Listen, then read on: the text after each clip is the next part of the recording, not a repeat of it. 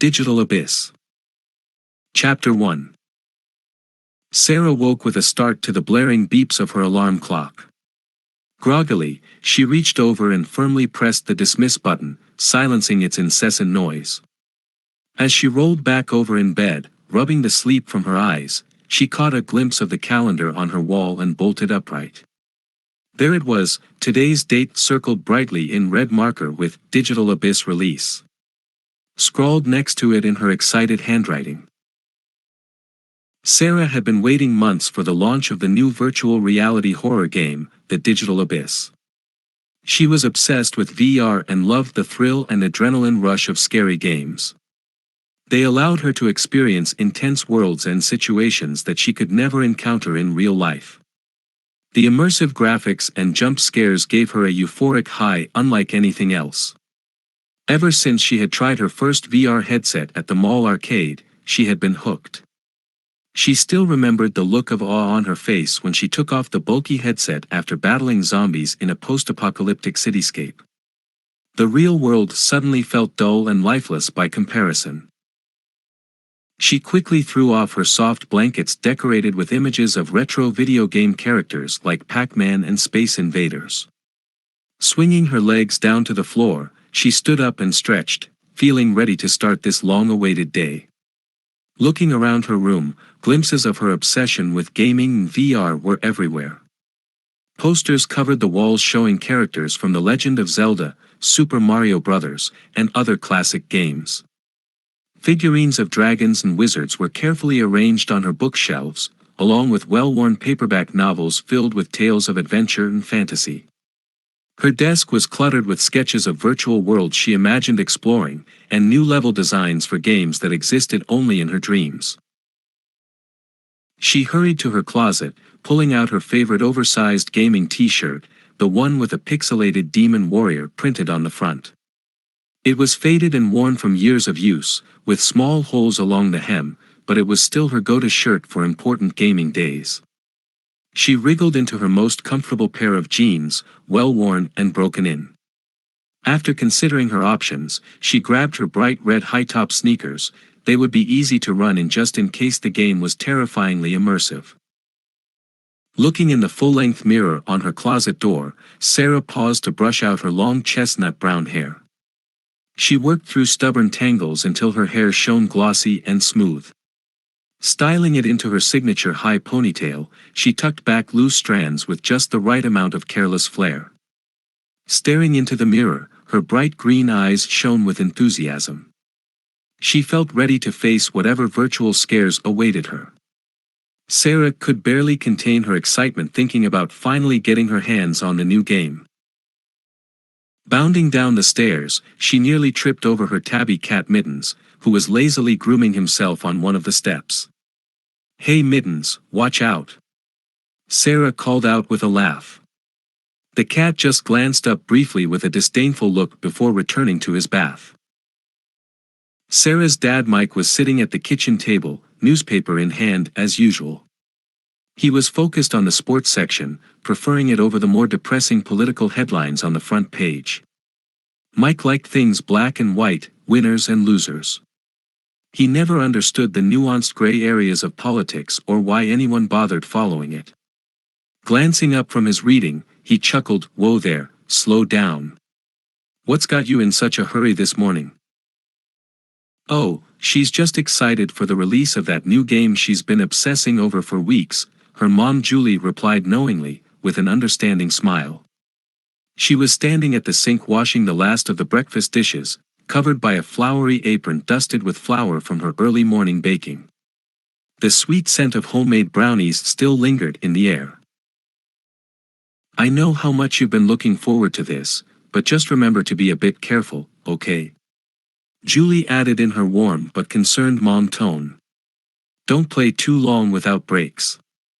And that history test is on Monday, so make sure to leave time this weekend to study."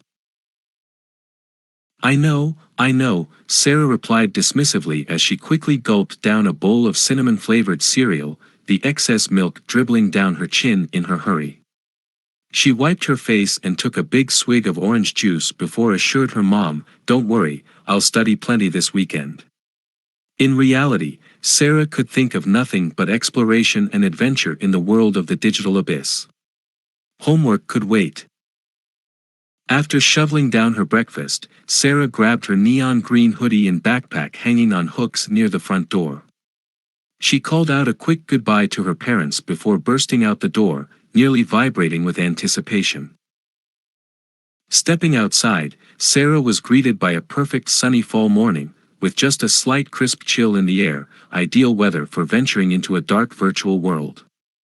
As she walked briskly down the tree-lined neighborhood street toward the bus stop, Sarah daydreamed about the horrors that awaited her in the digital abyss. Would it live up to all the hype and her sky-high expectations? Was it truly as terrifying as all the reviewers claimed? She had pored over every article, trailer, and teaser she could find about the game for months. Message boards were filled with speculation and theories about what nightmares players would encounter. One user even claimed to have inside knowledge of development, hinting at a secret buried deep within the game that would leave players shocked and disturbed. When Sarah arrived at the bus stop, her best friend Jess was already there, staring down at her shoes with a nervous expression. Though they seemed like total opposites, gaming had brought Sarah and Jess together back in middle school. While Sarah was bold, adventurous, and fearless, Jess was introverted, risk-averse, and crippled by shyness. But gaming allowed Jess to break out of her shell and be herself. In the virtual worlds, Jess became confident, outspoken, even daring. The more timid side of her personality melted away when she put on a headset and picked up a controller. Jess. Isn't it an awesome day for some virtual reality scares? Sarah called out excitedly as she approached the bus stop with a big wave. Jess looked up, snapping out of her worried daze, and gave a weak smile. Yeah, great day for gaming, Jess replied softly, her voice trembling slightly as she shuffled her feet on the sidewalk. Though excited deep down, her stomach was also in knots thinking about experiencing the famously terrifying digital abyss firsthand. She knew once immersed in the game her braver side would take over. But the anticipation itself was almost too much for her anxious mind to bear. The bus ride downtown was filled with Sarah's eager chatter and speculation about what thrills and horrors awaited them in the game. She described all of the creatures and environments showcased in the trailers in vivid detail, imagining how visceral the experience would feel in VR. Jess listened quietly, responding occasionally in her gentle voice but consumed by her own growing anxiety. She stared out the window watching the scenery go by, trying to distract herself. But her overactive imagination kept picturing the disturbing images from the game's website and she had to fight back queasiness. She didn't want to ruin Sarah's enthusiasm, but part of her wished she had been brave enough to admit she was too fearful to handle an intense VR horror game like the Digital Abyss. Chapter 2. The early morning sun was just peeking over the horizon, casting a pale golden glow across the soft blue sky as the bus dropped Sarah and her best friend Jess off downtown near the massive gaming store GameStop. The girls were brimming with nervous excitement for this big day. Today was the long-anticipated launch day for the Digital Abyss, the hottest new virtual reality horror game that Sarah and her friends had been waiting months to get their hands on ever since it was first teased at E3. When the bus doors slid open with a hydraulic hiss, Sarah and Jess stepped out onto the quiet downtown sidewalk. At this early hour on a Friday morning, the streets were nearly empty except for a few bleary-eyed shop owners flipping their closed signs to open. A couple of cars drove by, their engines rumbling loudly in the crisp morning air. The sidewalks were bathed in the soft golden glow of morning light, and fallen leaves skittered noisily across the pavement in the gentle autumn breeze. In the distance, Sarah spotted their friends Jamal and Dan already waiting outside GameStop, bundled up in thick jackets and eagerly stomping their feet to keep warm on this brisk autumn morning. Their breath came out in little white puffs like smoke signals. "It's about 10:30 a.m. and you slowpokes are finally here," Jamal announced jokingly as Sarah and Jess approached, theatrically checking the time on his phone with exaggeration. "If you Guys had taken any longer, I would have bought all your copies for myself, he added with a mischievous grin. Though just as obsessed with gaming as Sarah, Jamal was also competitive, especially when it came to their friend group.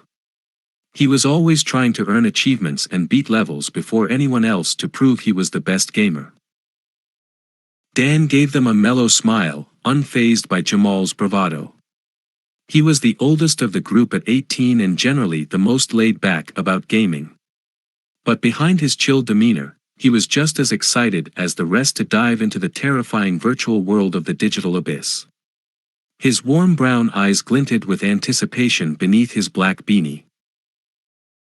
Eager to finally get their hands on the game after so many months of anticipation, the four friends hurried into the brightly lit but nearly empty GameStop. The scent of new plastic and cardboard hung heavily in the air. Navigating past aisles and shelves full of all kinds of games and gaming merchandise, they quickly found the shiny new releases section with the digital abyss prominently displayed in a place of honor. Each grabbing their coveted copy in standard and collector's editions, they brought their haul triumphantly to the front counter. As the bored cashier slowly rang them up, Sarah admired the creepy cover art on the game box before excitedly flipping it over to read the tantalizing descriptions on the back.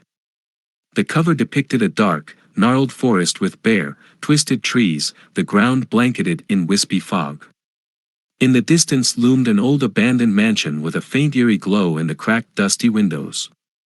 She traced her fingers almost reverently over the glossy embossed title, hardly able to believe they were some of the first people in the world to get their hands on this highly anticipated game that people had been raving about for months.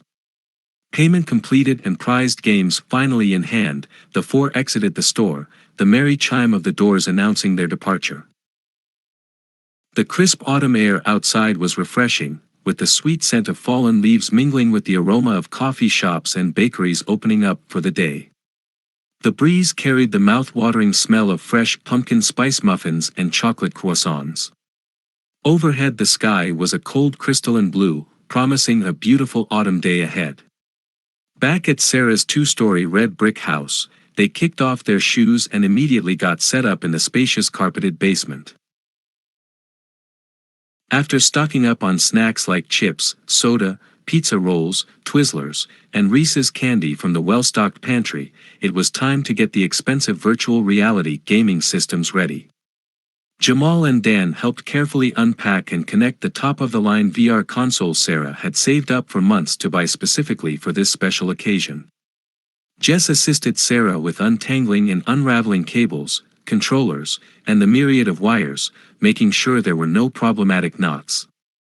"Alright, I think we're good to go," Jamal finally declared after they finished the final calibrations and checks. The large open basement provided more than enough clearance space for full room-scale VR. With the feast of snacks spread out invitingly and everyone assembled comfortably on the soft basement carpet, Sarah put on the VR headset first, her hands trembling slightly in eager anticipation. After all the months of hype building since the initial E3 announcement, she was about to be among the first gamers in the world to step into the terrifying virtual world of the digital abyss. The other three put on their headsets, and Sarah asked with barely contained excitement, "You guys ready for this?" Jamal and Dan gave an enthusiastic yes, in unison, while Jess managed a quiet, ready, despite her lingering reservations about scary games. Sarah selected New Game, and they were immediately immersed in the creepy, distorted world of the digital abyss. It was like nothing they had ever experienced before in virtual reality. The environment stretched for miles in every direction, an eerie gloomy landscape filled with crumbling abandoned buildings, massive dead twisted trees, and flickering old-fashioned lamps that cast dancing shadows while barely illuminating the hazy atmosphere. Every detail felt so real, yet something was clearly supernatural and off, giving their dark dreary surroundings an otherworldly, dreamlike quality. Cracked asphalt roads weaved between the decaying vine-covered buildings adorned with strange disturbing graffiti. Shadows seemed to dart just at the edge of their vision. The wind whistled eerily through broken windows and rusted fire escapes. Strange unnatural noises echoed in the distance. As the four friends began cautiously exploring the decaying streets, the fine hairs on the back of their necks prickling from the creepy vibe, none of them noticed the dark storm clouds quietly gathering in the real world outside. Chapter 3. Whoa, check out these graphics. Jamal said, staring up in awe at the towering stained glass cathedral that dominated the town square. The late afternoon sunlight filtering through the elaborate stained glass sent kaleidoscopic patterns of color dancing across the weathered cobblestone ground. It looks so real, like we've literally been transported inside a medieval painting, Jess said, her voice tinged with wonder and unease. As they slowly walked through the bustling square, taking in the vivid sights and sounds, spectral whispers seemed to swirl around them, sending chills up Sarah's spine. She knew this was just a virtual reality game, but it felt like they had been transported to a dark, unsettling realm hidden deep within the advanced computer simulation. The imposing cathedral bells began tolling, the deep resonant sound startling flocks of jet-black ravens roosting in the bell tower. Sarah watched as the great birds took flight, cawing raucously as they soared over the thatched roof cottages and market stalls surrounding the square. She could see thin wisps of fragrant wood smoke rising from the chimneys, lazily curling upward before disappearing into the overcast sky. The medieval world around them felt so vibrant and alive, almost hyperreal. Townspeople dressed in tattered rags shuffled past them, their pinched faces gaunt, eyes hollow and haunted. A filthy child with stringy hair reached out a begging hand as they walked by. In the distance, Sarah noticed a man locked in the town stocks, his face twisted in shame as jeering onlookers pelted him with rotten fruits and vegetables. The pungent smells of the busy marketplace mingled in Sarah's nose, freshly baked bread, ale barrels, fragrant produce, wet fur and manure. She could even taste the wood smoke on her tongue from the blacksmith's billowing forge. The simulated world was an exceptionally impressive feat of advanced programming and AI. Sarah wondered if they were glimpsing into the future of gaming technology. As real as it all seemed, she had to frequently remind herself this was just an elaborate game no matter how fully immersive the experience felt. The sights, sounds, smells, it was easy to get lost in the hyperrealistic virtual medieval town. As the friends continued slowly winding their way through the crowded streets, marveling at the painstaking details, Dan noticed a quest marker chime softly and pop up on his display. "Hey, looks like we've got our first mission. We need to talk to the shopkeeper for clues about entering the haunted castle after dark." They headed down a narrow, claustrophobic cobblestone alley that twisted between sagging, dilapidated buildings seeming to tilt precariously over the path.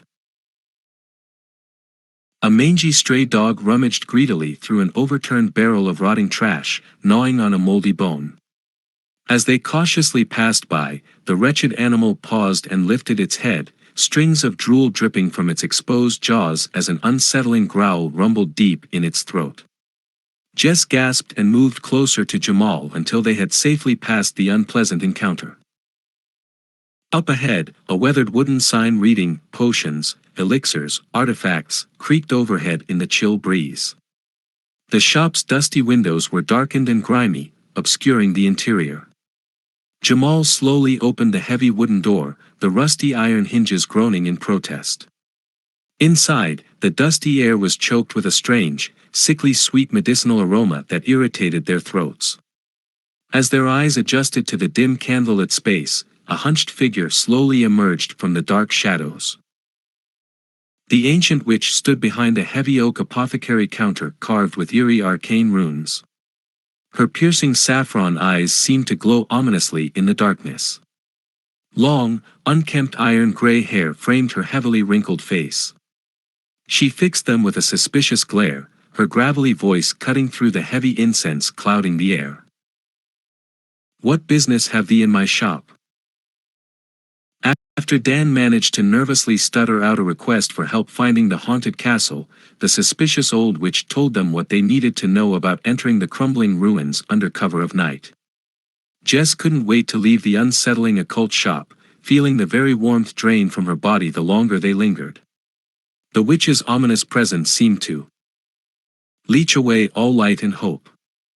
As soon as they got the information needed to advance their quest, they quickly left, breathing sighs of deep relief once back out in the damp alleyway. "Who's ready for a real scare?" Jamal said with an eager grin, leading them up a wooded hill toward the former estate rumored to be haunted by a vengeful, restless spirit.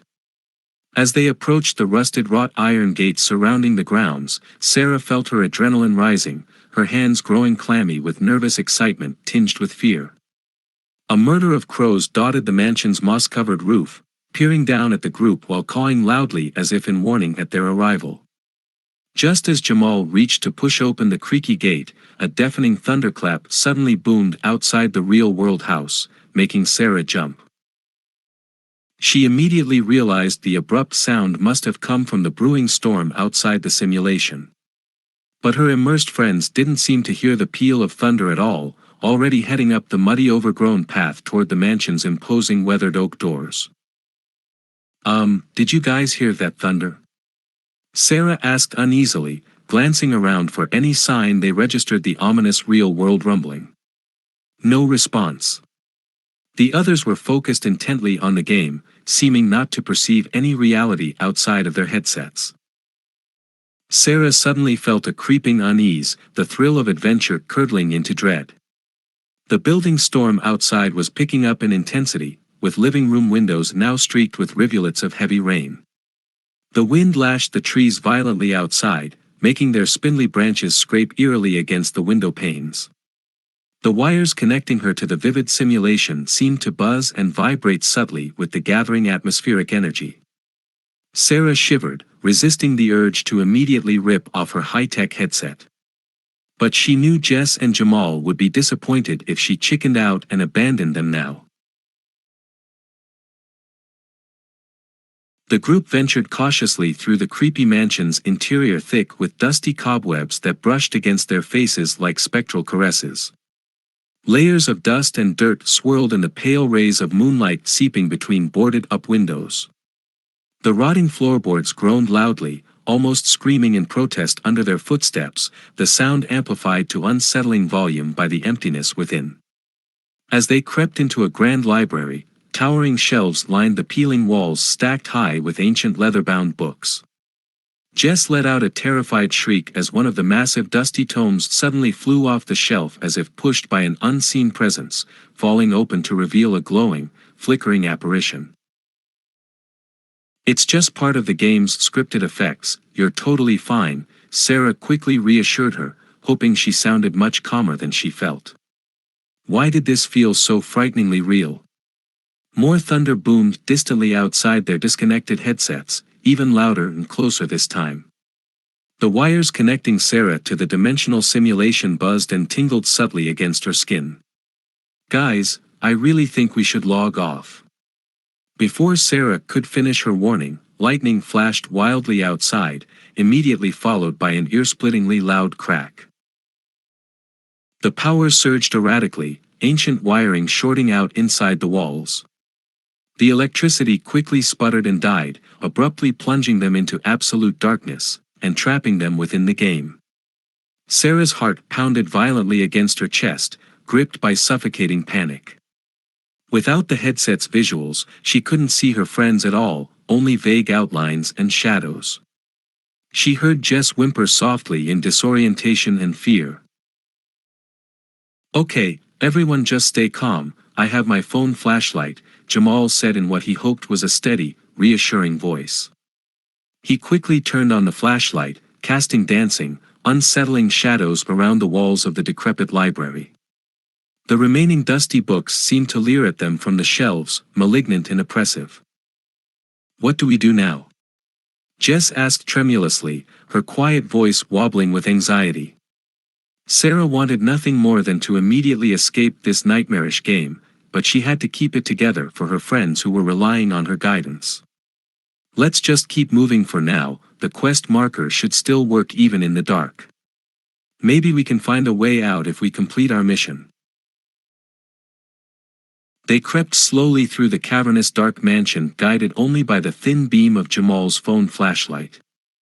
The raging thunderstorm outside still assaulted their now unresponsive headsets with no way to access reality.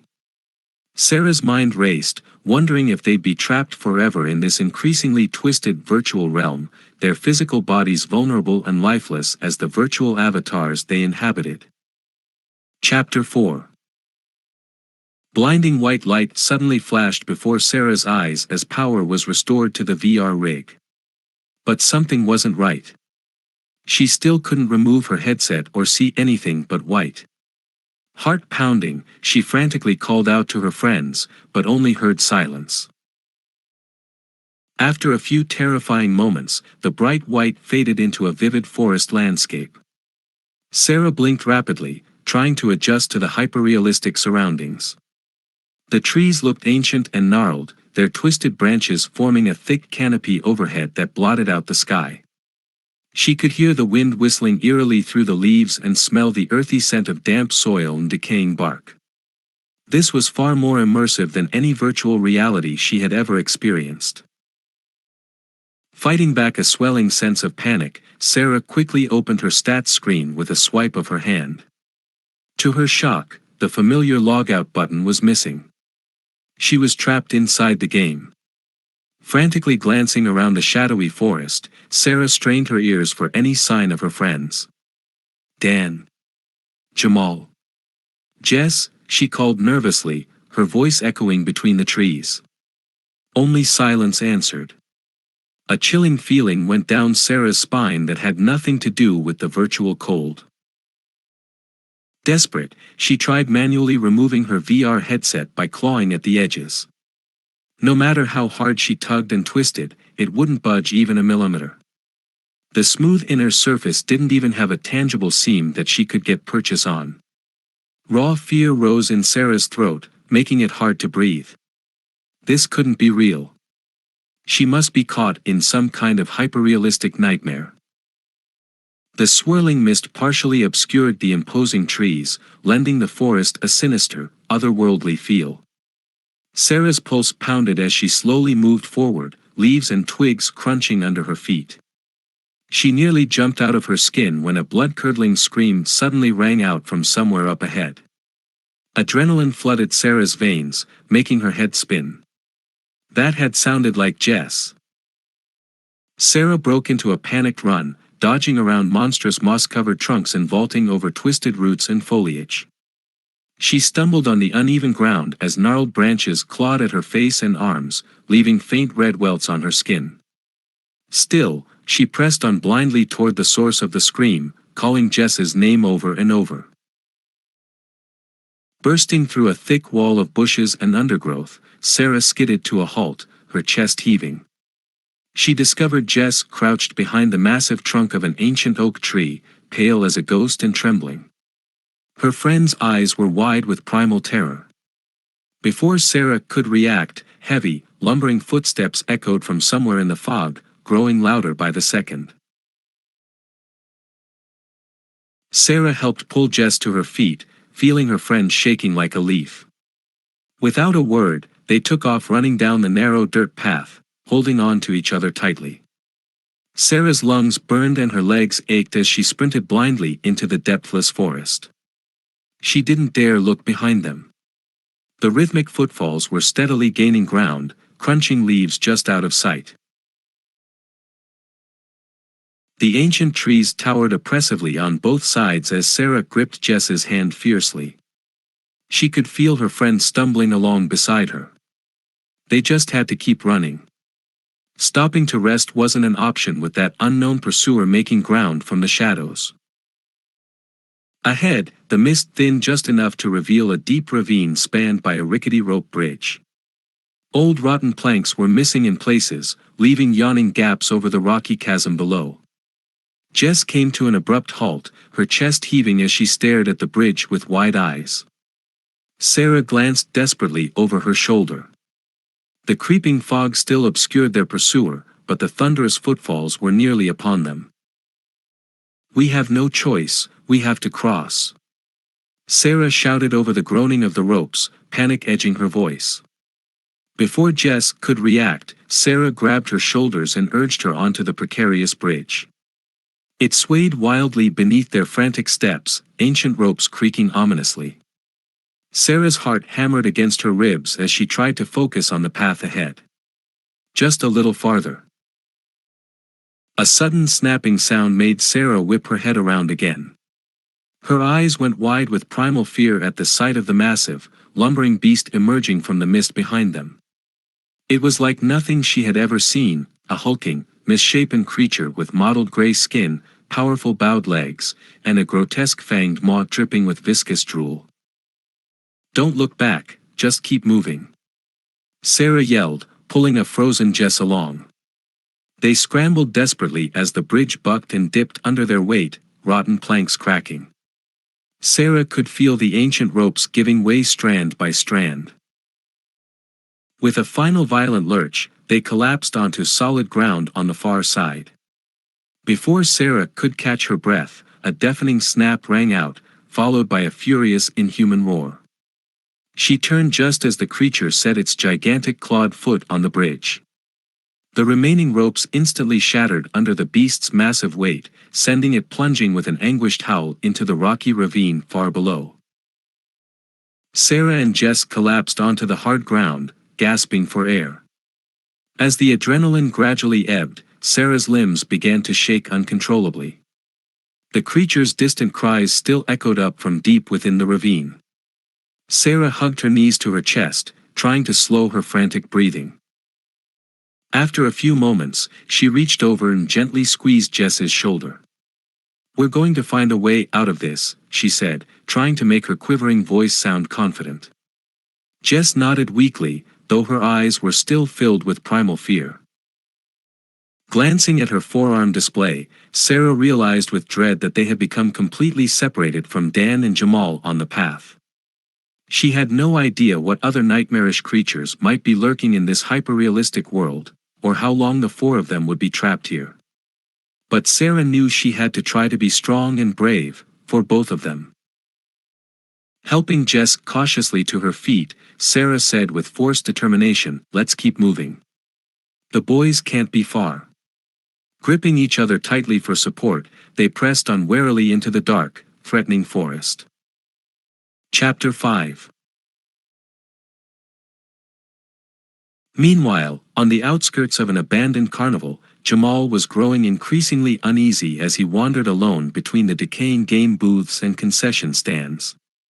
An eerie fog drifted through the derelict fairgrounds, carrying with it the faint smells of cotton candy and popcorn that lingered like ghosts of better times.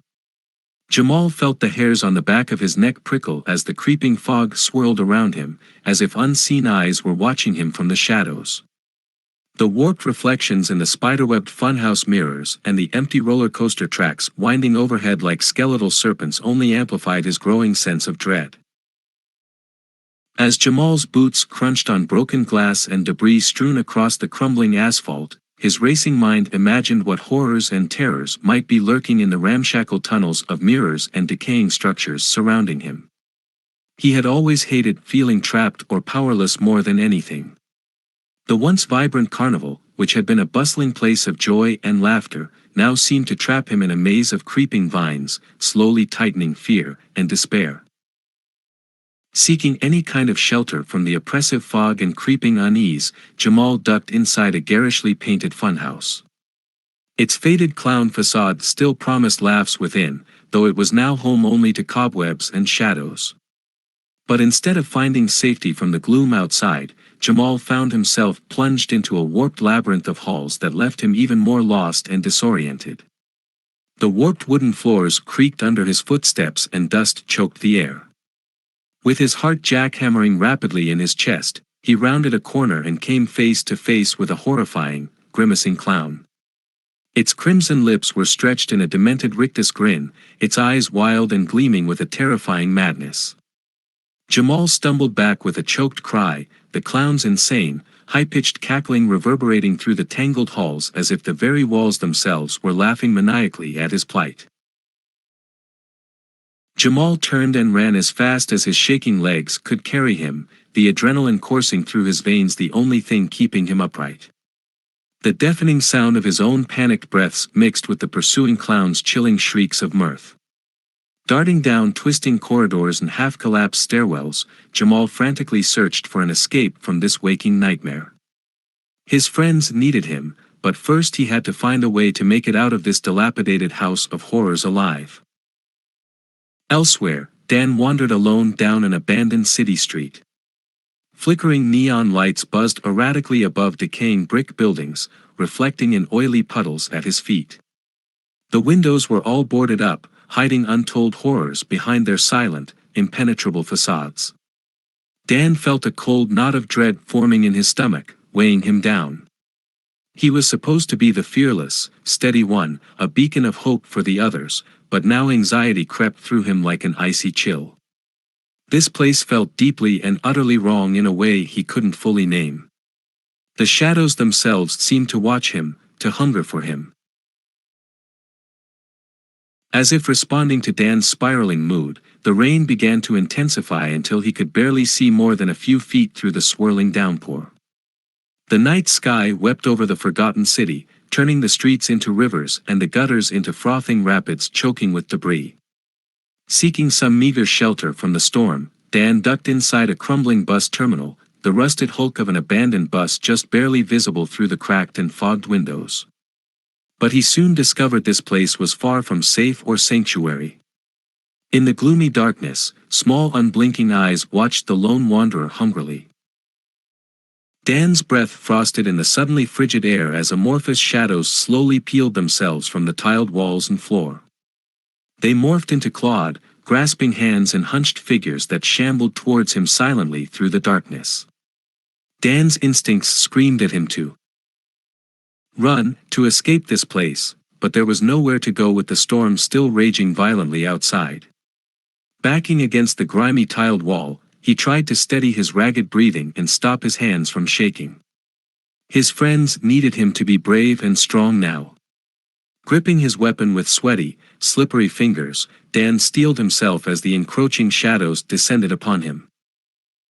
Meanwhile, Jamal sprinted as fast as his aching legs could carry him through the twisty funhouse halls with the demented clown in rabid pursuit. Its crazed giggle bounced off the mirrored walls, always seeming to come from directly behind Jamal no matter how many turns he took. Jamal's chest heaved with panic and exhaustion as he desperately wove between mirrored corridors that reflected his own terrified face back at him from all angles. Daring to glance over his shoulder for a split second, his heart nearly stopped beating as he glimpsed the white-faced monster rounding the corner behind him, closer with every warped reflection. Just when Jamal felt ready to collapse in despair, he spotted a faint red glowing exit sign up ahead, barely visible in the gloom. Hope leapt in his pounding chest and he put on a final, adrenaline-fueled burst of speed, his jelly-like legs burning with lactic acid. Bursting out into the open air, Jamal stumbled to a halt, plunged into near total darkness. The carnival lights had all shut off, leaving him unable to see any new threats that might lurk nearby. Forcing down the bile rising in his throat from terror, Jamal steadied his shaking hands and felt along the funhouse wall, inching slowly forward through the pitch blackness. He had to find the others and escape this hellish place before their nightmares consumed them all. Elsewhere, Sarah and Jess slowly made their way through a mist-shrouded forest, flinching violently at every mournful animal howl or cry that echoed from the shadowy trees. Sarah felt Jess trembling with bone-deep fear beside her and tried to sound much braver than she felt, saying in a quavering voice, "Stay close to me. We'll find a way out of here together, I promise." But Sarah couldn't keep the faint shudder of fear out of her own voice. Peering ahead into the gloom, Sarah spotted a small, ramshackle cabin nestled crookedly between two massive, spindly trees ahead.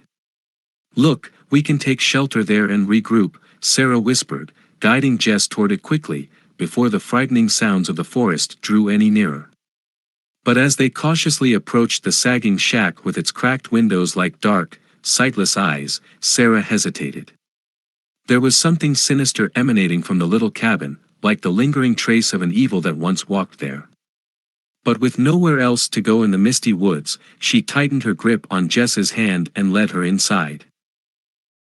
In the abandoned bus depot, Dan slashed violently at the encroaching shadows, ignoring the burning pain as their claws raked his arms, drawing blood. He battered them back, their unearthly shrieks and guttural noises echoing around the dilapidated bus depot as more and more crawled from the cracks and pooling darkness. Breathing hard, Dan scanned the area frantically until he spotted a rusting metal door hanging off its hinges along the grimy back wall. Sensing a chance to escape, Dan lunged towards the door. He could feel the icy breath of the shadow creatures on the back of his neck, clawing at his clothes, as he slipped through the slim gap and slammed it shut behind him. After spinning the rusty wheel to lock it, he found himself standing at the end of a long cinderblock hallway lit by flickering fluorescent lights. Strange symbols and disturbing graffiti adorned the white-tiled walls, but it was better than being torn apart by shadows.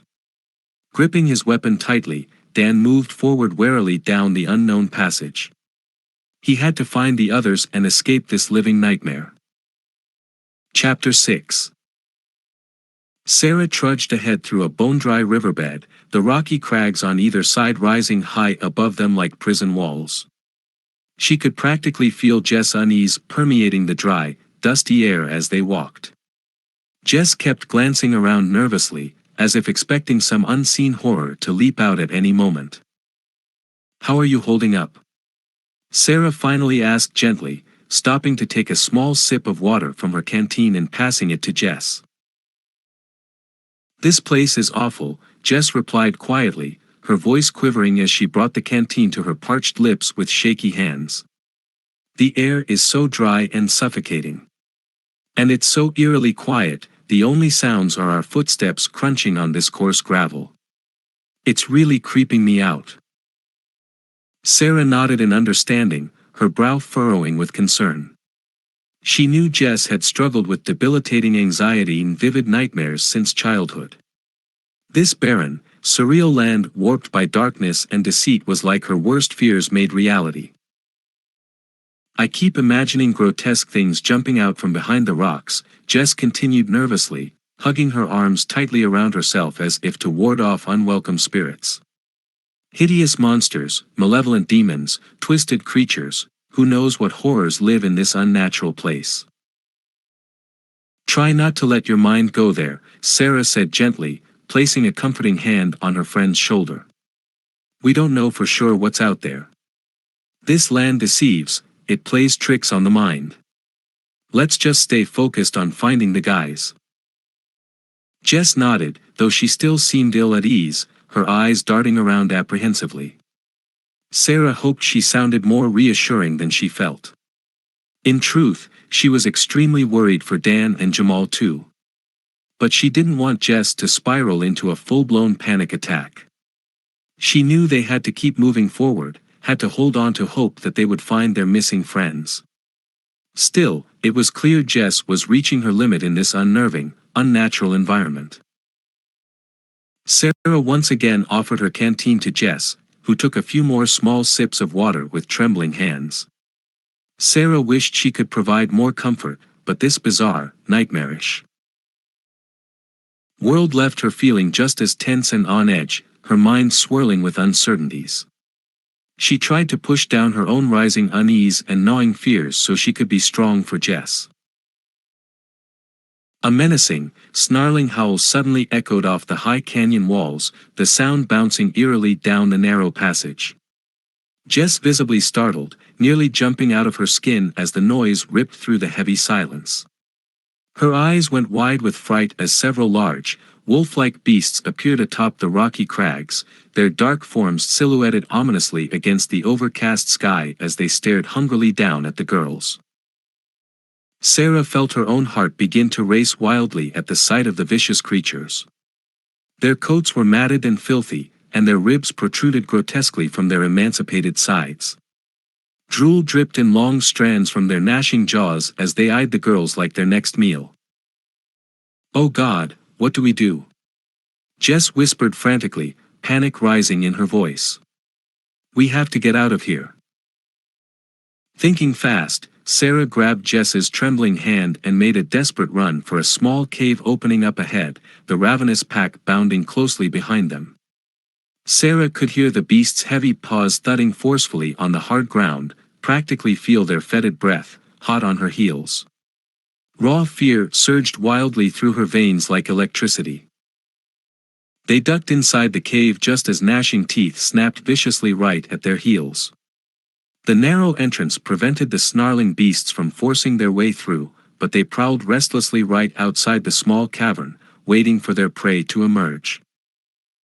Sarah could still see their glowing eyes visible in the darkness, could hear their terrible snarls echoing eerily through the cave.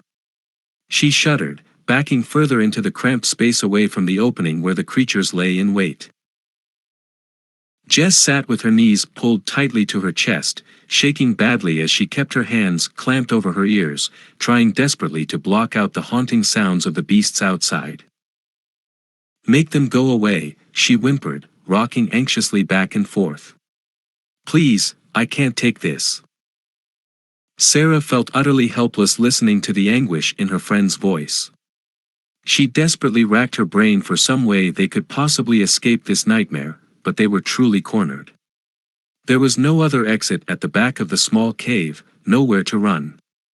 They were trapped like rats. I can't do this, Sarah.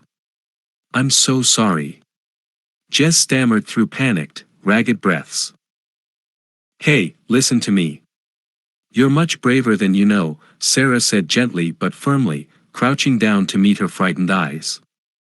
"We need each other if we're going to make it out of this hellhole alive."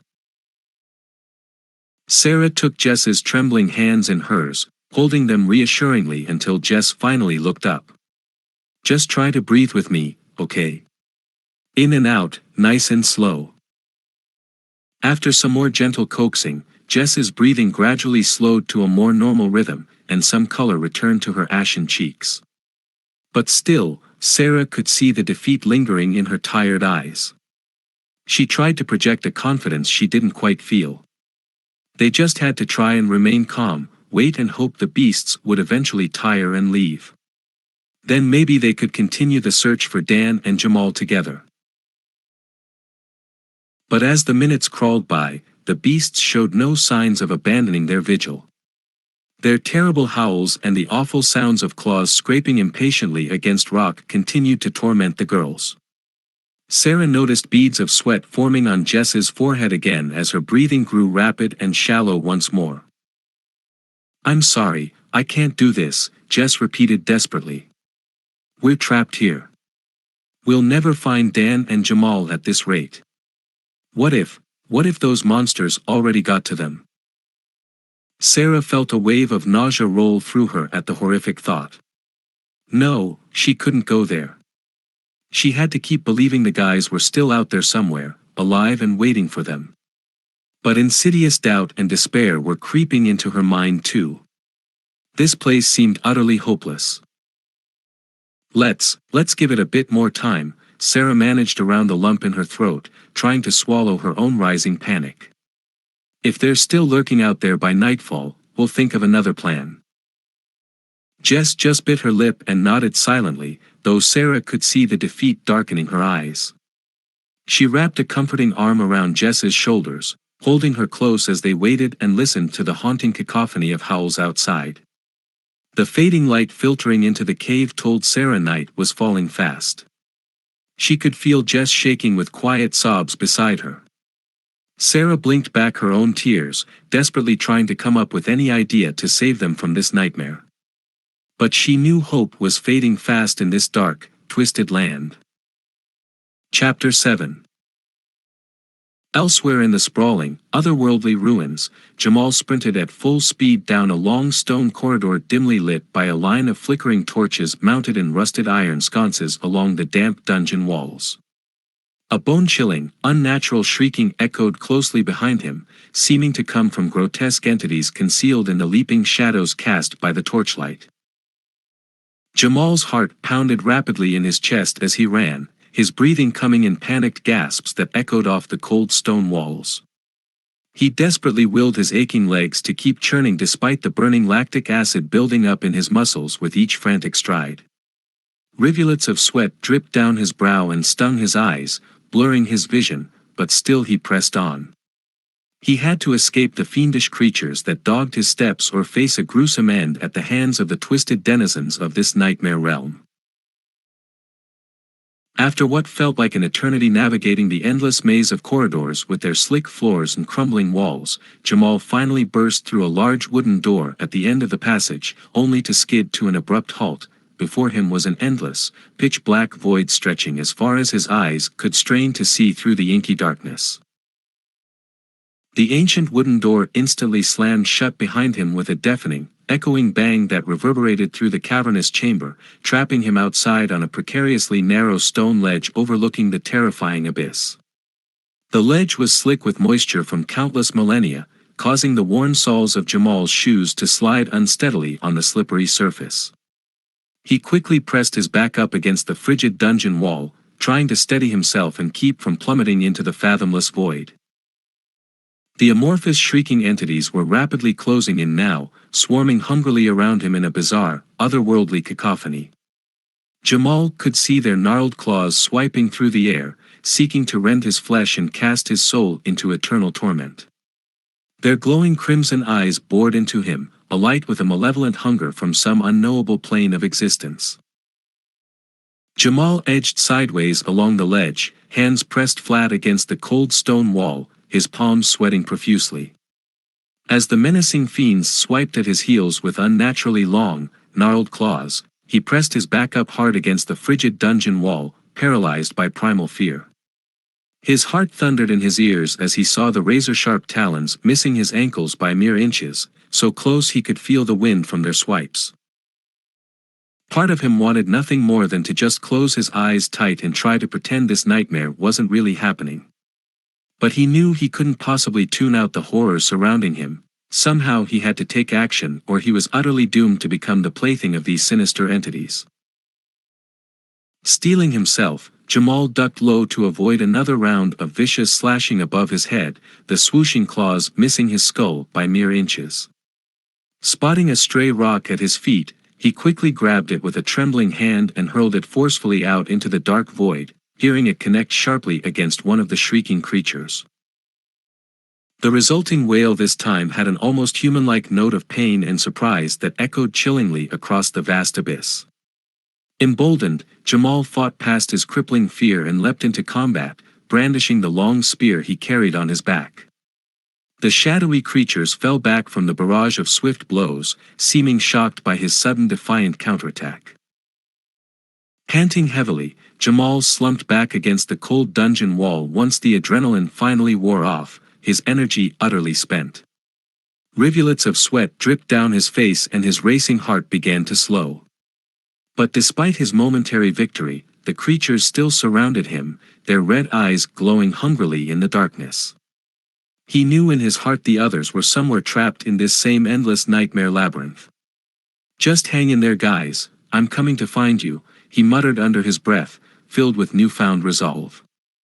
He would track them down or die trying, no matter the horrors he had to face in this accursed realm. On the distant outskirts of the sprawling, warped ruins, Dan wandered alone down the maze-like cobblestone streets bathed in an eerie, cold blue moonlight that cast flickering shadows around him.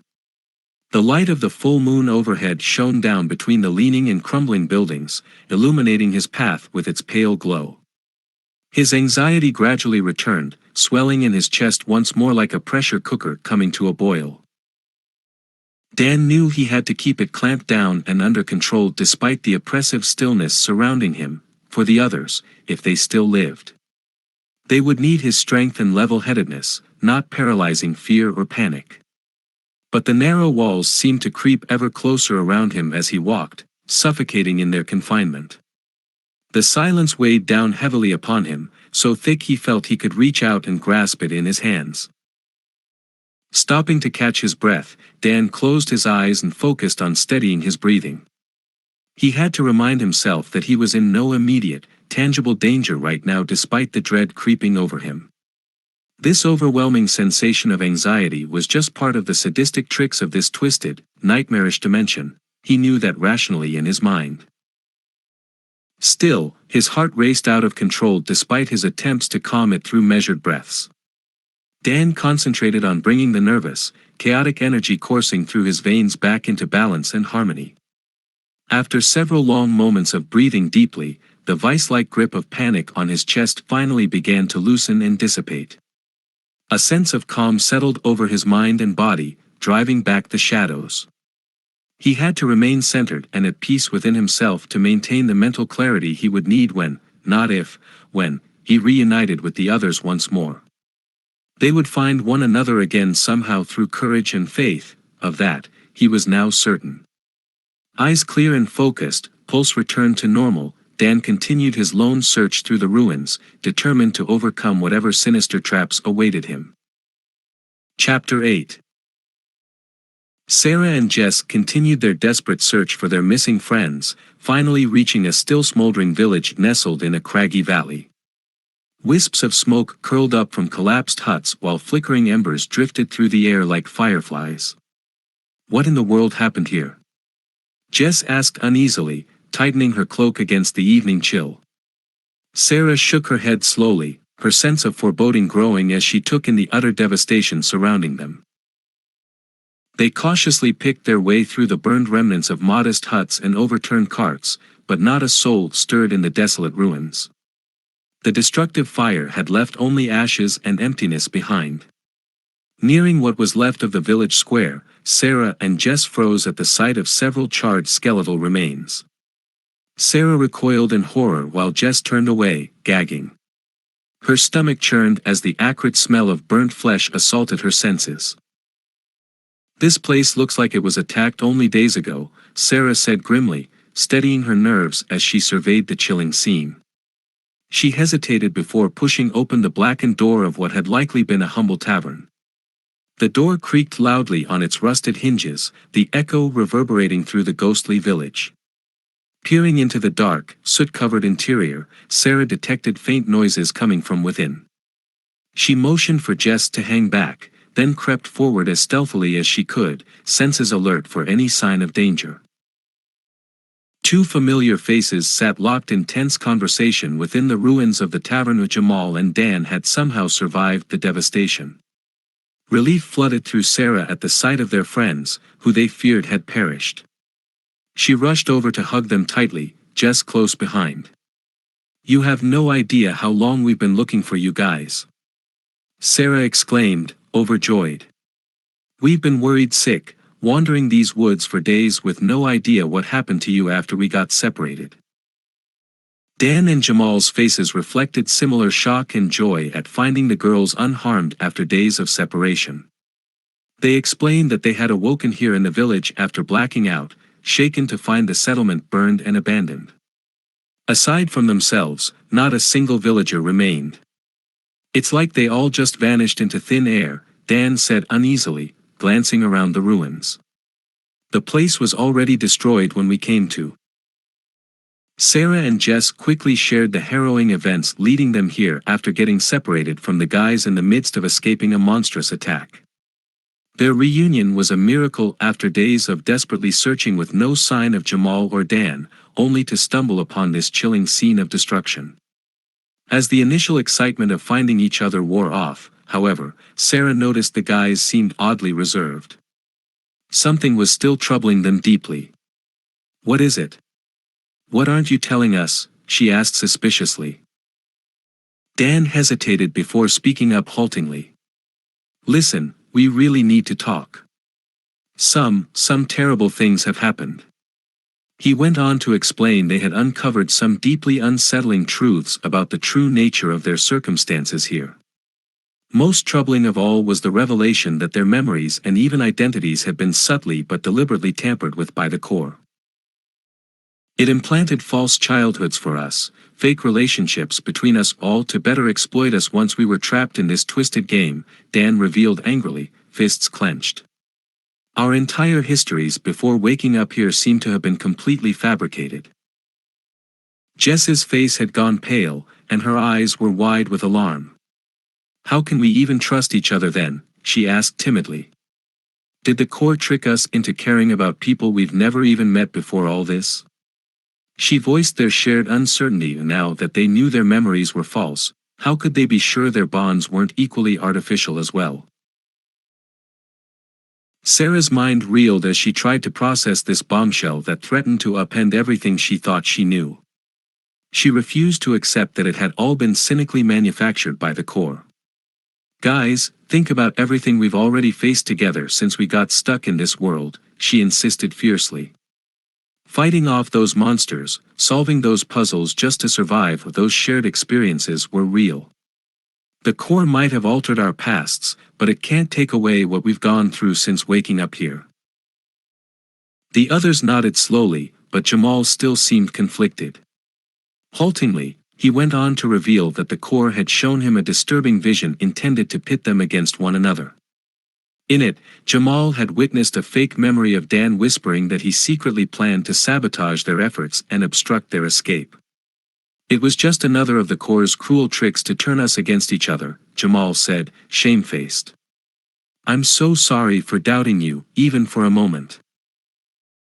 Dan quickly forgave him, admitting he may have reacted the same way in Jamal's shoes.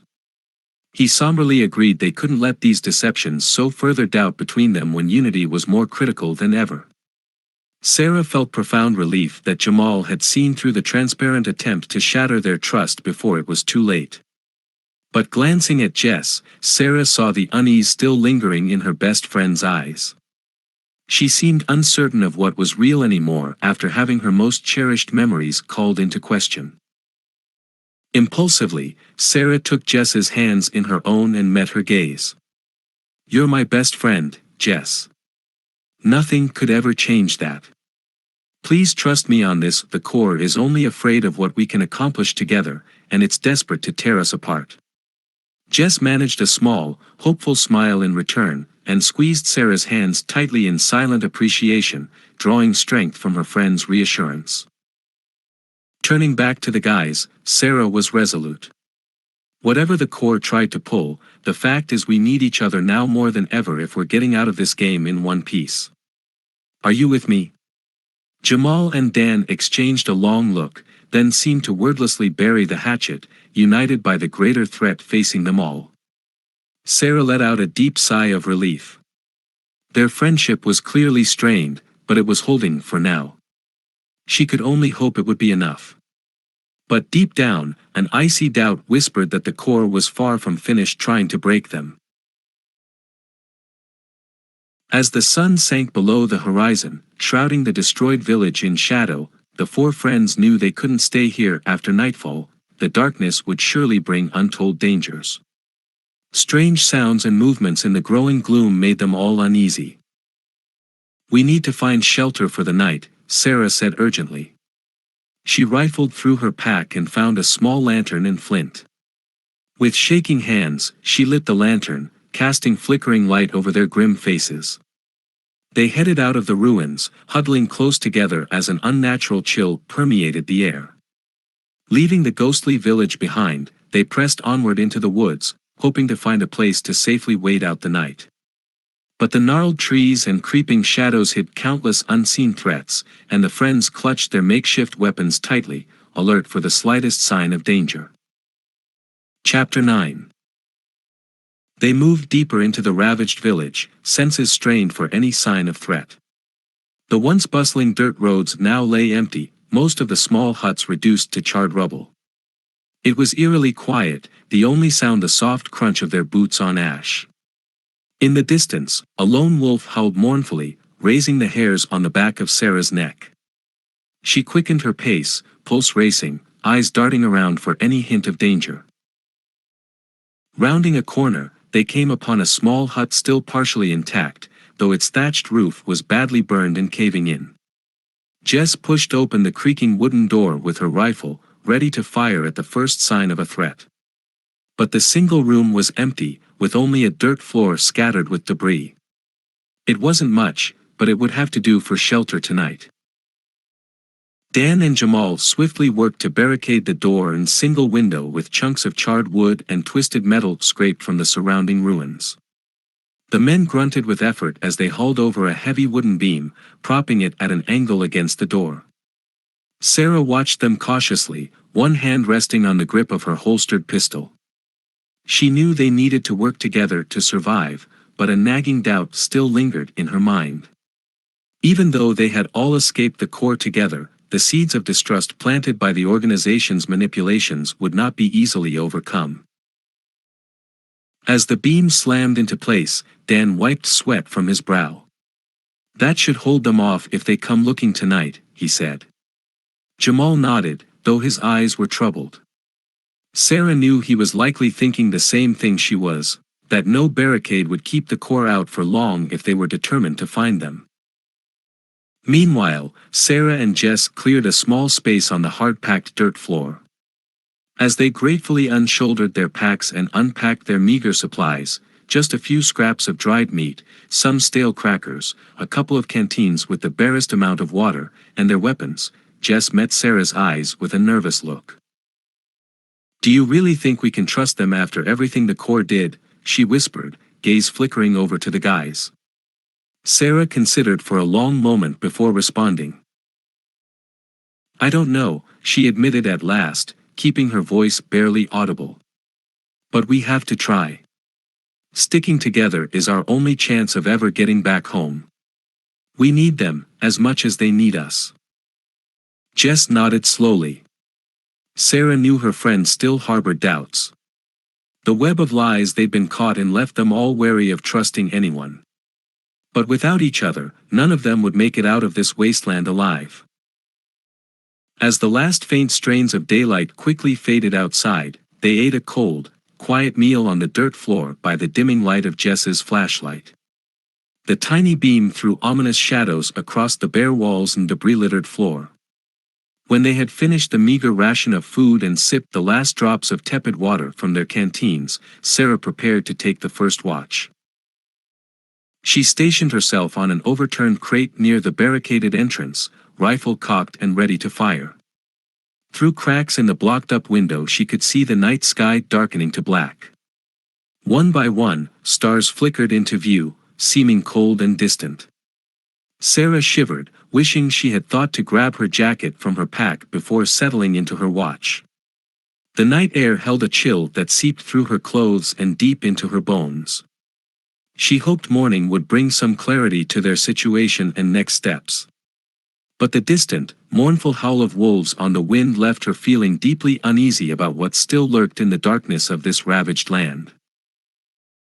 Utterly exhausted from days on the run, the others settled onto the hard ground for an uneasy night, taking turns keeping watch in tense 2-hour shifts.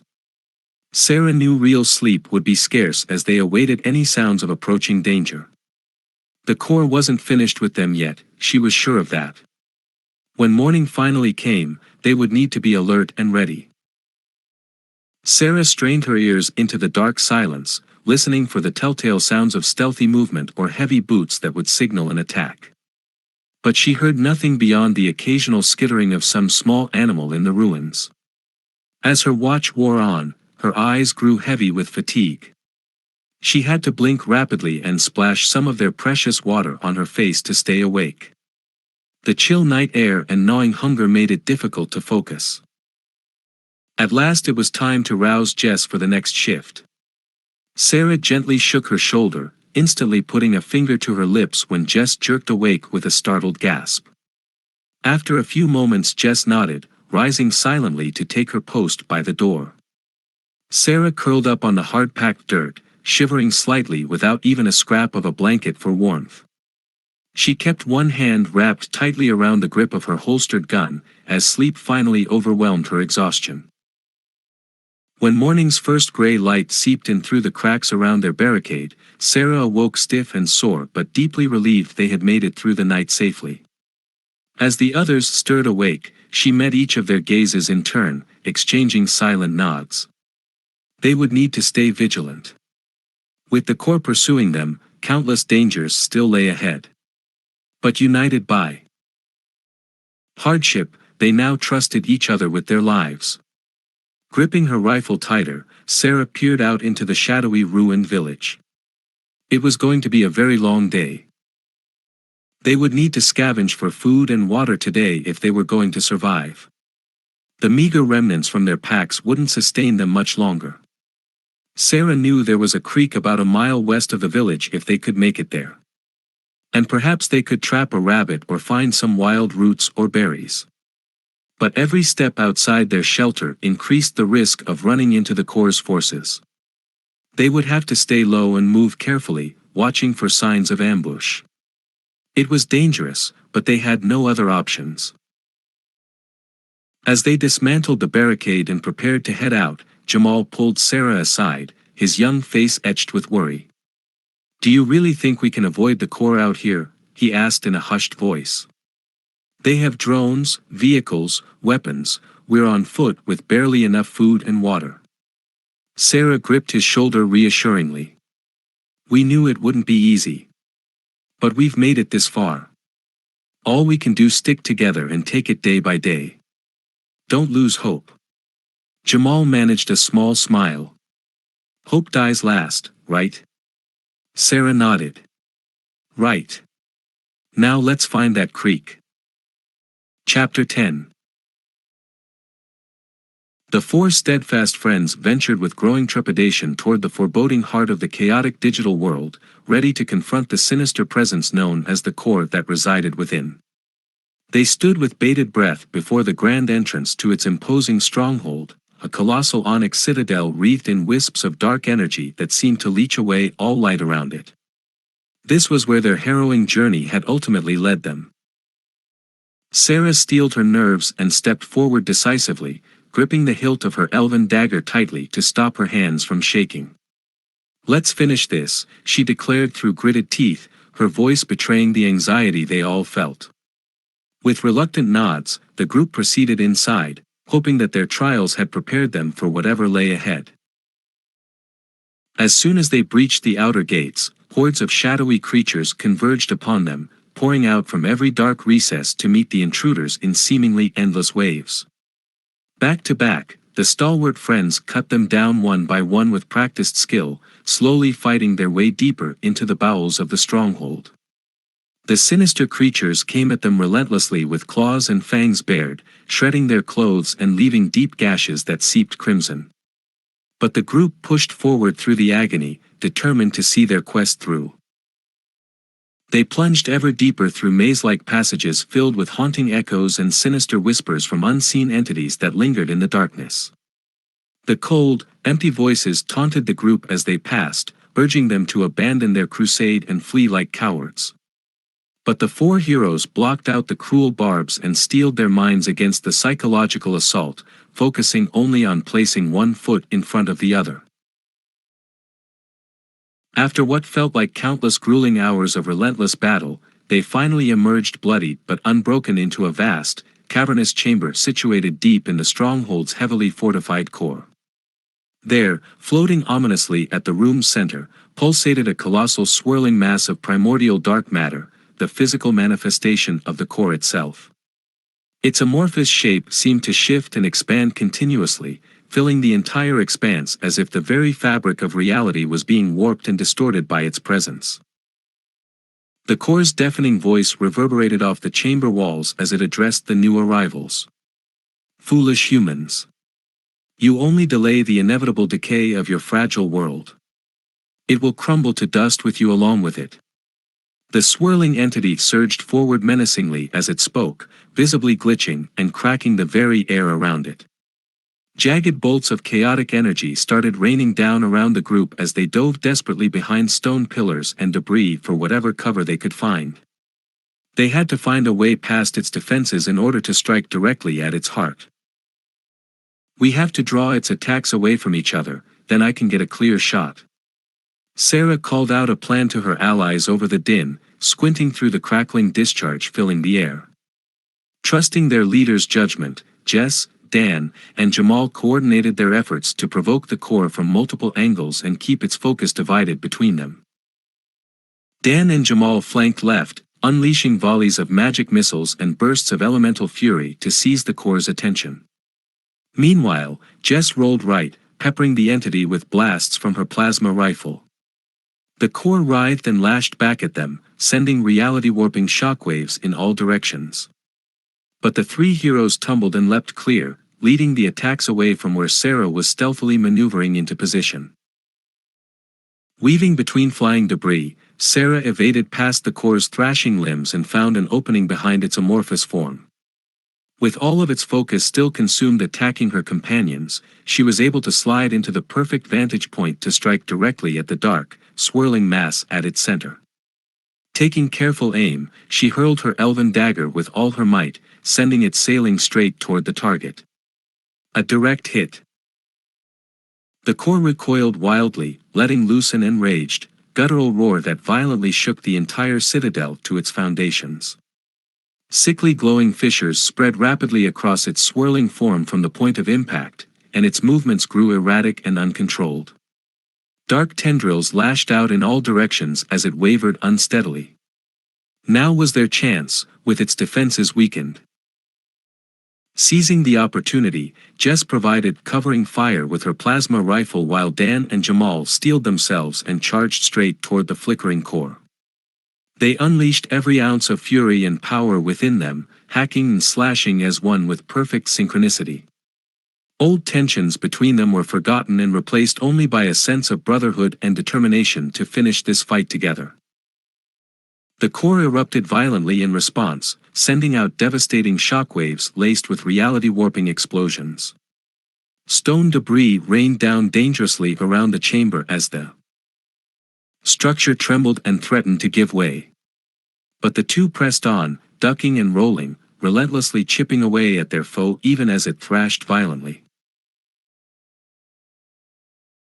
Finally, after a barrage of unrelenting combined attacks, the core let out an ear-splitting boom that cracked the very foundations of the fortress.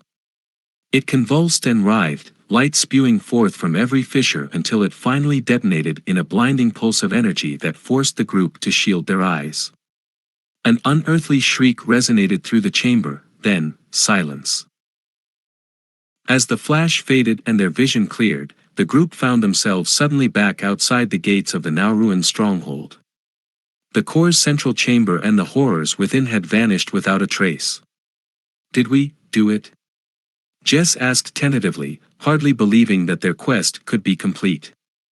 Their questions were soon answered by an earth-shaking rumble as the reality of what they had accomplished began to sink in. The entire towering citadel started to crumble around them, breaking apart and caving in on itself as the ground fractured beneath their feet. They had to escape quickly before the rubble buried them all. The four sprinted desperately through the deteriorating fortress, narrowly dodging falling debris and leaping across ever-widening fissures splitting the earth. They finally reunited safely outside, doubling over in exhaustion as the once imposing onyx structure completely collapsed behind them in a cloud of debris and dust. As their vision cleared, the shining outline of a portal could be seen glowing brightly up ahead through the settling haze. "It's our way out of here." Sarah breathed with relief, hope rekindled within her. This luminous gateway represented a return to their home world. Their arduous campaign here was finally over. Beaming wearily but triumphantly, the battle-worn group turned toward the light together, spirits lifted. Though exhausted and covered in debris, they were simply overjoyed to have survived the nightmarish ordeal and completed their quest together. Now, they could hardly wait to leave this awful place behind them once and for all. Brighter days awaited them on the other side. As they approached the shimmering portal, Jess placed a hand on Sarah's shoulder. "I never could have done this without you," she said sincerely. Sarah smiled back, giving her friend's hand an appreciative squeeze. Meanwhile, Dan and Jamal exchanged relieved grins, the battle having mended their relationship and replaced old grudges with newfound mutual respect. With Sarah in the lead, the four steadfast friends stepped toward the portal side by side, ready to return home. Just before crossing the threshold, Sarah paused and turned back once more to survey the ruins of the sinister fortress. A feeling of immense satisfaction washed over her knowing that its evil reign was finally over. With a confident nod and her head held high, she then turned and led the group onward and through the portal, onward to home. Chapter 11. Stepping out of the portal, Sarah shielded her eyes from the harsh fluorescent lights. As her vision slowly adjusted to the brightness, she realized with overwhelming joy and relief that they were finally back in her basement. The familiar surroundings of home enveloped her, the worn gray carpeting, stained in a few spots from spills over the years, the musty smell of old books and dust accumulated in the corners, the low hum of the outdated PC tower that sounded like an old radiator. The Digital Abyss game was still running on her VR rig, the screen flashing vibrantly with swirling colors before them. After endless terrifying days trapped in the treacherous virtual world, battling for their lives, they had actually made it back to reality unscathed. Sarah quickly tore off her VR headset, tousling her matted blonde hair. She turned to see the others removing their equipment too, broad smiles of disbelief and relief on their exhausted faces. Jamal ran a hand over his short cropped hair and let out an incredulous laugh as he took in the dingy but comforting surroundings of Sarah's basement. "I can't believe we actually got out of there alive," Jamal said, shaking his head in awe. "We beat that place." Jess stood motionless for a moment, just breathing deeply and taking in the musty basement air. After being immersed in the eerie, oppressive silence of the digital wasteland, the familiar sounds of home were music to her ears, the hum of the PC, the distant chatter of Sarah's family upstairs, the creak of the old wooden steps. Their excitement soon turned bittersweet as the realization sank in. Now back in the real world, the harrowing trials they had just survived together felt like a lifetime ago already. The vivid memories were dissipating rapidly like mist, details fading fast. Jess spoke up timidly, voicing the concern they all felt. Do you think we'll start to forget each other now that we're back? Now that we're out of danger?" She could already feel the sharp, intense memories from the game world blurring into vagueness. Dan firmly shook his head, resolute. "No way. After everything we endured together in there, side by side, fighting to survive, we'll always be bonded through this experience, even as the details start to fade." He was right, Sarah realized. While the exact events and conversations were already growing indistinct, blurring rapidly now that they were back, the emotional connection forged between them remained vividly real. The shared trauma of survival against all odds had knit their hearts and minds tightly together. Overcome with bittersweet emotion, Sarah pulled them all into a big tearful group hug right there amid the dusty boxes and furniture of her basement. "I love you guys so much," she said, her voice cracking with gratitude and sadness. "We made it back to this reality together, and that's all that matters. Our friendship survived the ultimate test." Their harrowing journey through the digital wasteland had fused their lives together. And now their bond was stronger than ever, unbreakable. As the bright afternoon sun shone optimistically through the small grimy windows near the ceiling, the smell of homemade lasagna suddenly wafted down the stairs, her mom's special recipe with layers of cheese, meat and red sauce. Sarah's mom called down cheerfully that dinner was ready for them to come up and eat. With growling stomachs and guts rumbling from hunger pains, the weary group headed eagerly for the stairs, drawn like magnets to the mouth-watering smell. After relying solely on meager canned rations and stale nutrition bars in the dangerous game world just to barely survive, her mom's delicious lasagna sounded even more appetizing than ever. Around the cozy dinner table upstairs, talking and laughing with her family and friends in the familiar house she had missed so desperately, Sarah felt truly and fully home for the first time since entering the terrifying game. She savored every decadent bite of the cheesy, saucy lasagna and the sound of friendly voices after the eerie silence of the digital wasteland. The warm chatter and clinking silverware was music to her ears. After braving the terrors of the digital abyss and having this comforting reality ripped away without warning, she vowed never to take her real life for granted again. Glancing around gratefully at the smiling faces of her family and friends that she loved, Sarah knew without a doubt that this was exactly where she was meant to be. As the day drew to a peaceful close, the last rays of sunset gleaming through the windows, her friends reluctantly headed home, still giddy with relief after surviving the harrowing events of the game. Before saying goodbye, Jess pulled Sarah into one more long, heartfelt hug. "Thank you so much for not giving up on me in there," she said softly, emotion welling in her eyes. "For not leaving me behind when I was ready to quit." Sarah squeezed her tightly, wishing she never had to let go. "Never," she whispered back firmly, still fighting back her own tears. "I'll never give up on you or leave you behind. No matter what." Finally pulling apart, the friends went their separate ways with warm, smiling promises to meet up again very soon. Although the specifics of their journey were fading rapidly like a dream upon waking, the bonds between them would remain unbreakable. Chapter 12. Back in her cozy bedroom upstairs, Sarah gazed peacefully out at the tree-lined suburban neighborhood bathed in soft golden sunset. The rays of the sinking sun glinted off the windows of the neighbors' brick houses and ignited the leaves of the towering oaks into fiery shades of crimson and amber.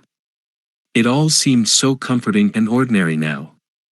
But after what she had endured, she knew better than to take anything in life for granted. She understood now more viscerally than ever how fragile yet precious every moment truly was. As she went through her familiar nighttime routine that she had once found boring, she now took time to fully savor each step, carefully brushing her teeth and flossing, relishing the minty freshness, putting on her favorite worn pajamas, the soft cotton soothing against her skin, climbing under the blankets on her bed, their warmth enveloping her like a hug. Laying in her own bed that night surrounded by the comforting noises of home, the drone of the dishwasher downstairs, the distant echo of her dad's laughter at the TV, the familiar creaks and groans of the old house settling, Sarah fell into the first easy, undisturbed sleep she'd had in what felt like an eternity. No longer haunted by the chilling cries of monsters in the digital abyss. Here in her room, she was blissfully free of the paralyzing terror that had gripped her in the game world. She was profoundly grateful beyond words to simply feel safe and relaxed, able to drift into a deep, restorative sleep. The next morning, delicate golden sunlight streamed through her windows as she awoke feeling truly refreshed and restored. The birds were singing cheerfully in the trees outside while the neighborhood slowly came to life, cars backing out of driveways, kids waiting for the bus. Downstairs in the kitchen, she could hear her mom shuffling around, cabinet doors opening and pans clanking as delicious smells began wafting up the stairs. Heading down to the kitchen, she found her mom cheerfully making fluffy pancakes from scratch, their sweet aroma filling the whole house. "Good morning, sweetie," her mom said with a warm smile, expertly flipping a pancake that sizzled satisfyingly in the pan. "Did you sleep okay? You seemed so tired last night." "I slept amazing," Sarah replied earnestly, stretching her arms above her head. "Best sleep ever." She gave her mom an appreciative hug before happily digging into the tall stack of mouth-watering, fluffy pancakes, savoring the sweet maple syrup mingling with the creamy butter. No bland survival rations today. The sun-soaked day unfolded slowly and peacefully, allowing Sarah treasured time to reconnect with her tight-knit family and appreciate the comforting joys of home she had dearly missed, laughing freely with her dad as they worked together washing the cars in the driveway, the suds sliding down the hoods, playing silly made-up games outside in the backyard with her adorable little brother, the grass soft under their bare feet, until the glowing sunset faded to twilight above them. When Monday morning finally rolled around, Sarah felt ready to return to school, eager to regain her normal life and see her close friends again. Their shared trauma in the game had bound them together for life with a profound bond. Pulling up to the familiar beige building, she felt overwhelming gratitude to simply be back living an ordinary routine after narrowly escaping the horrors of the digital abyss. She raced up to Jess, Jamal, and Dan waiting by the flagpole and they shared emotional hugs, the sun warming their backs as they poured out jumbled stories, their camaraderie now unbreakable even as the exact memories faded. At lunch period, Sarah heartily savored the greasy cafeteria pizza and overcooked green beans as she sat talking and joking with her friends in the noisy cafeteria. There had been terrifying moments in the game when she was certain she would never sit in a school cafeteria again, complaining about gross food. Now each moment felt newly precious. Walking home under the clear blue sky afterward, Sarah knew that life would always contain both darkness and light, joy and sorrow. But she had emerged wiser and more grateful from her harrowing journey. She had learned to cherish each fleeting moment while never taking life's simple gifts for granted again.